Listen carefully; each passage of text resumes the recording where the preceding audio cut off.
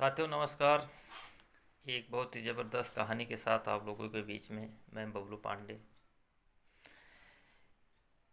एक बार एक विद्वान से मिलने के लिए शिकारपुर के राजा जाते हैं और विद्वान से मिलकर कहते हैं, महाराज जी, इस दुनिया में ऐसा आदमी बताओ जो महान हो लेकिन लोग उसे नहीं जानते हों।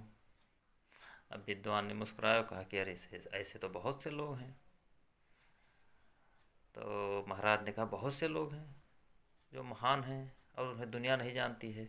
तो विद्वान ने कहा, हाँ बहुत से लोग हैं और मैं आपसे आप उनको उनसे मिलवाऊंगा। महाराज राजा को लिए कहे, चलो मेरे साथ चल दिए दोनों। एक गांव की तरफ गए तो गांव में पहुंचे तो धूप थी, तो गांव के बाहर एक पेड़ था, उस पेड़ के नीचे बैठे तो वहाँ एक बूढ़ा आदमी कुछ बिस्कुट और पानी लेकर बैठा था, घड़े में ठंडा पानी।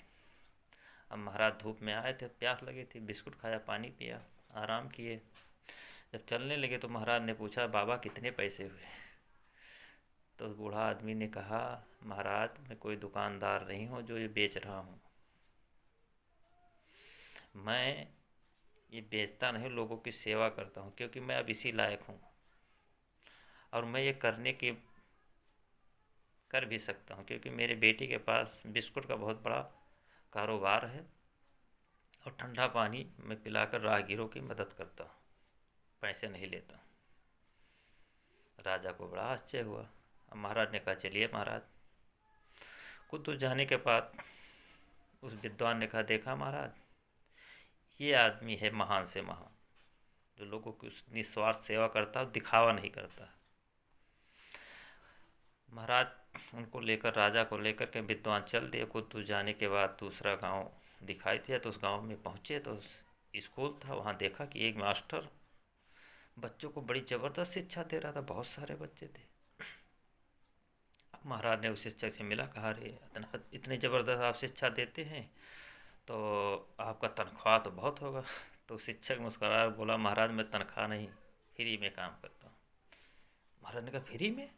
कहा, हाँ फ्री में। कहीं कैसे? कहीं इस स्कूल में कोई मास्टर नहीं है, कोई पढ़ाने वाला नहीं है, बच्चे आते थे यहाँ और चले जाते थे, इसलिए मैंने देखा तो इनको शिक्षा देना शुरू कर दिया। क्यों देना शुरू कर दिया? क्योंकि यहाँ आते थे, इनका भविष्य अंधेरे में जा रहा था, ये शिक्षा नहीं पाते तो ये बहुत अंधकार में जा रहे थे और ये हमारे देश का भविष्य थे।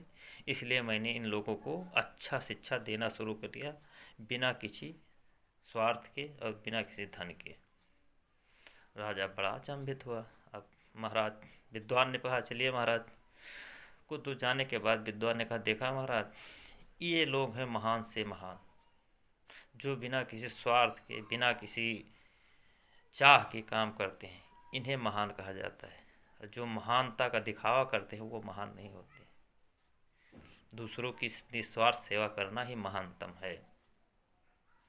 चाहे तन मन धन से सभी की सेवा निस्वार्थ भाव से करें, किसी स्वार्थ के लिए न करें। राजा को विश्वास हुआ और उसने महाराज को प्रणाम कर कर विदा किए। तो बहुत ही ज़बरदस्त और कहानियों के लिए फिर आगे आपसे मिलेंगे। तब तक के लिए नमस्कार।